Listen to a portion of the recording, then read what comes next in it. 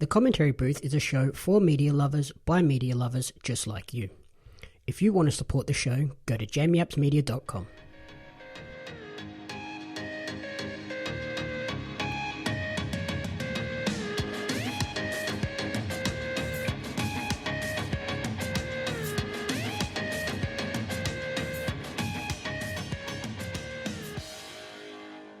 Welcome to the Commentary Booth, the ultimate weekly entertainment recap and review show. My name is Jamie Apps, and each week I'll be joined by a rotating cast of co-hosts to run you through the entertainment media we've consumed during the week. Along the way, we'll provide you with insightful commentary and reviews. In today's bonus episode, I am joined by a YouTube and podcast content creator. She's the host and co-founder of What's Good Games. Welcome to the show, Andrea Rene. You're known as the busiest lady in the business. Is that a moniker you wear with pride?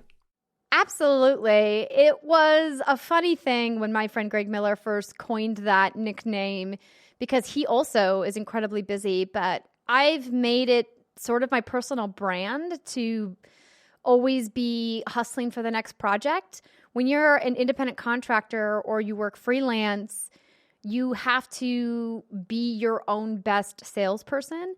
And I have found that the busier you are, the more enjoyable, more rewarding my career is. And during these historic times, how are you staying busy? Because I've been grounded like everybody else during the pandemic, I have been making more content than I've made in a long time. I am excited that What's Good Games finally added a second episode every week that streams live. And I'm streaming more gameplay on our Twitch channel than I ever have before. And I finally got my passion project, What's Good Wine, off the ground. What inspired that move to create What's Good Wine? I was a professional bartender in a past life, and I routinely talk about cocktails and wine on What's Good Games and in my own personal social media feeds. And forever, people have been telling me that I need to start a cocktail show or like a bartending show.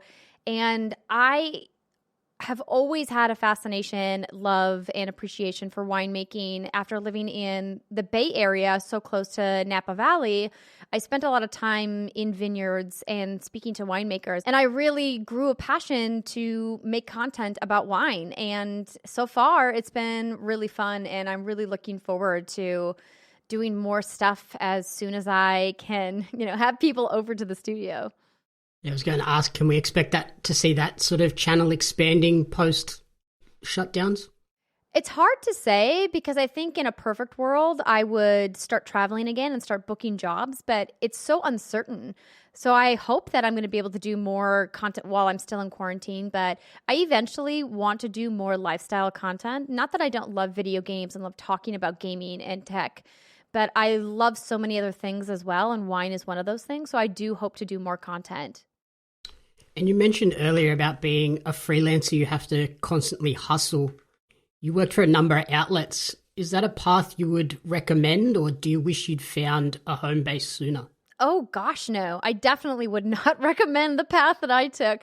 Mine was more of a path out of necessity than choice.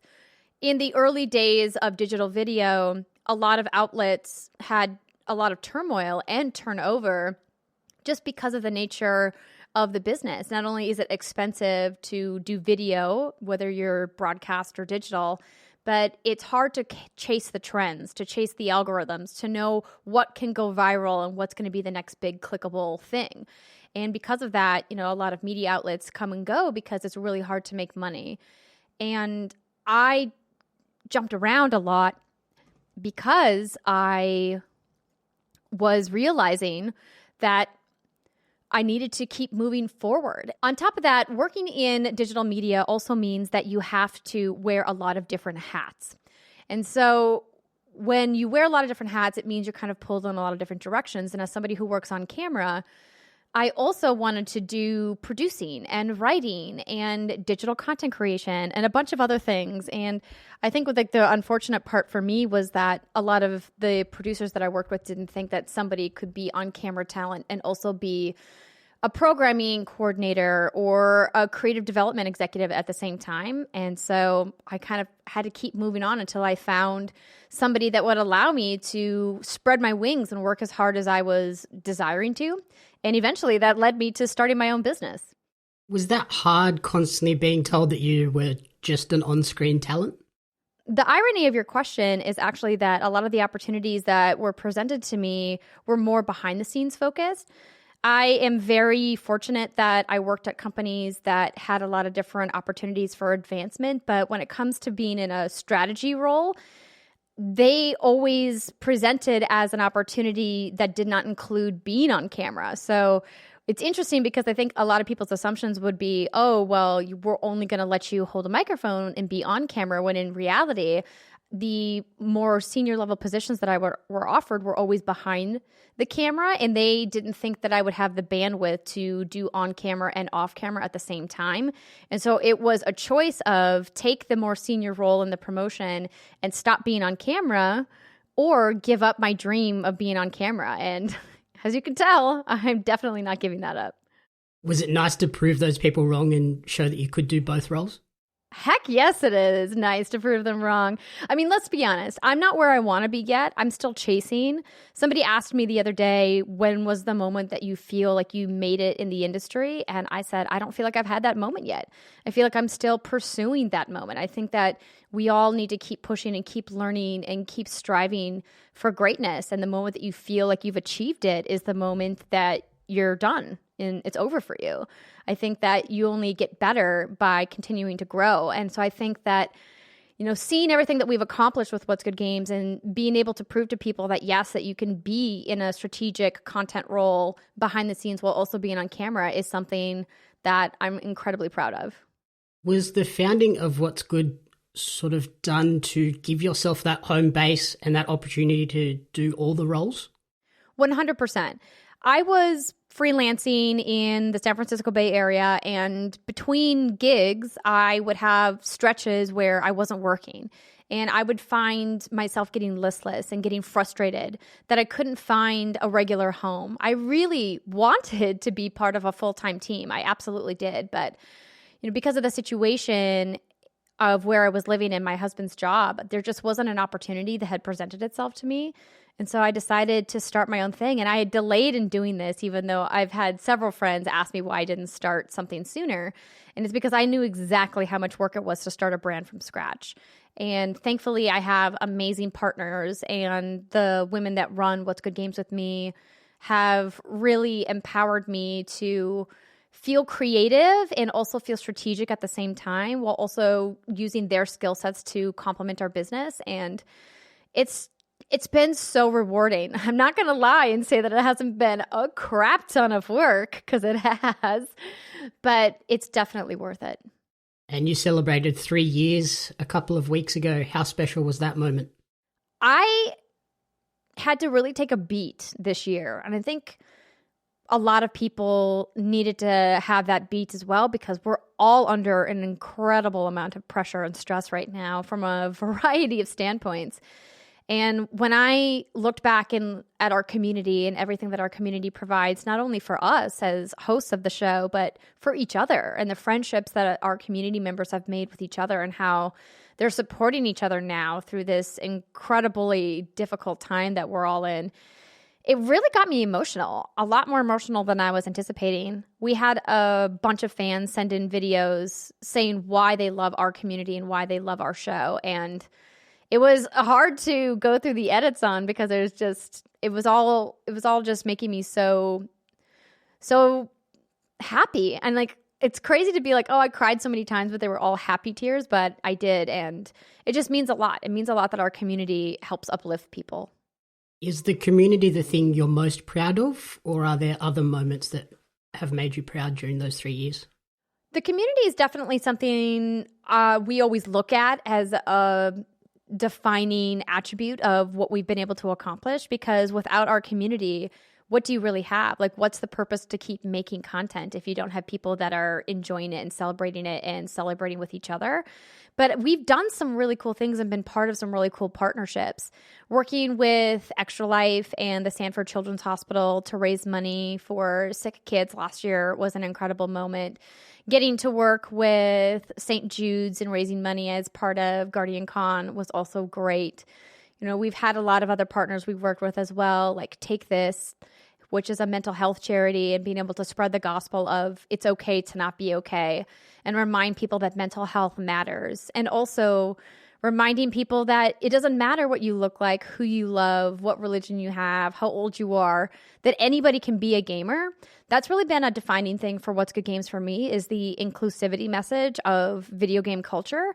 Because as a woman, for a long time, I wasn't welcome in video games. I had very few friends that I played games with, and even fewer of them were female. And so when we got into the industry, well, I should say, when I got into the industry, it wasn't a very hospitable place for women. There was a lot of people questioning whether I was a true gamer, and that was a really hard thing to have to deal with. And so when we started What's Good, we wanted to make sure that there was a place for people to come and talk about video games and never feel like they weren't gamer enough, that they didn't play enough games or the right games or on the hardest difficulty. There was no qualifiers to being a gamer and to being a gamer in What's Good Games community. And that means everything. I guess that message of inclusivity is really poignant at this point in time. Definitely. And what's ironic about that is that so many people play video games, but very few people consider themselves to be part of gamer culture. And that is because gamer culture has been so toxic for so many years. And I think we're finally getting to a point where we're overturning that, and we're recognizing that grandparents play games, that gay people play games, that people of color play games, that young people, old people, non-binary people play games. You know, it's like anybody can play video games and be part of gaming culture. And I think that where we're at today is in such a better place, but we still have a long way to go. What have been the hardest things to deal with in terms of What's Good Games? I think some of the hardest things to deal with is managing workload of the fun part of the job with the not so fun part of the job. We're a very small team, and one of our 3 members is working full time, and we just recently were able to get a part-time hire in this year, and she's been amazing. But it's mostly just Brittany and I running the business full time. And it's tough because any small business owner will tell you you do about 80 to 90% of the business of running the business and about 10 to 20% of the passionate part of why you started your business in the first place. And getting a grasp on that balance has been challenging at times because nobody wants to do bookkeeping. Nobody wants to do the taxes. Nobody wants to, have to manage doing all of the different aspects of content management, but it's part of the job and it's part of being successful. Absolutely. Where do you envision What's Good Games being in another 3 years' time? Oh man, I don't even know where I'm going to be in another 3 months' time. It's crazy, the idea that we can't plan anything anymore because of the pandemic. We get asked this question quite a bit, and Brittany and I always say that we try to take it, 1 month at a time, because we never know what's going to happen. And we've always had the mindset that we want flexibility for the 3 of us, that if an opportunity comes to anybody, that they should feel open to taking it, because even though we are fan funded and we are selling sponsorships now, we still don't make enough money to pay anybody a full-time salary. So it's not like we could just up and leave everything else we're doing to earn income to solely work on What's Good Games. And I'm not sure that that's, part of the plan, but I think if I had to pipe dream, where is What's Good Games in 3 years? We're still making podcasts. We still haven't broken our weekly episode streak. And hopefully we have a lot more voices to add to our roster of people who talk about video games for What's Good Games. Yeah, I wanted to ask, do you see yourself, Britt and Steimer, as the faces of the company forever, or do you want to bring in those new voices? That's a really tough question to answer. because I think inherently, when you create something, you want to forever be associated with that thing. But there always will be a moment when a torch needs to be passed, right? And I would love somebody to take up the mantle eventually, but I definitely am not ready to envision what that moment looks like. It's still too soon. What advice do you have for other aspiring YouTube and podcast creators, particularly women and girls? If you're looking to get into content creation, you have to really love what you do. Have a passion first and foremost, because it's going to be a long, hard road. It's late nights, it's early mornings, it's lots of content that just doesn't work out. It's lots of playing to an audience of just a few. But if you stick with it because you love it, it will be rewarding because you get passion from the creation. And you just have to work hard. I feel like I say that whenever I get this question. And sometimes it falls on deaf ears because it's assumed that you're going to work hard. But I think sometimes people don't understand the sheer amount of work that goes into being a successful digital creator in a time where accessibility is at an all-time high and discoverability is more difficult than ever.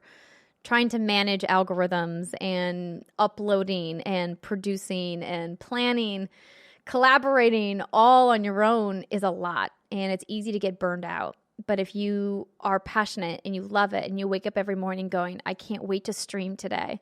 I can't wait to vlog today. I can't wait to edit today, then you're in a good place.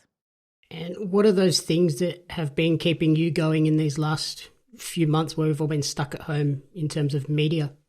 What's been keeping me going? Yep. Oh, okay. In terms of like TV shows, movies, whatnot. It's been such a wild ride, like having time to catch up on old movies and TV shows. My husband has been rewatching House from the very beginning, and I forgot how much I loved that show.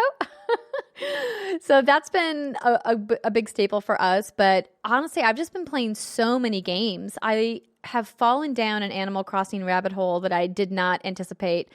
I have never played Animal Crossing before, and when Animal Crossing New Horizons came out, I fully said everywhere that I had no intentions of playing, that it wasn't the type of game for me.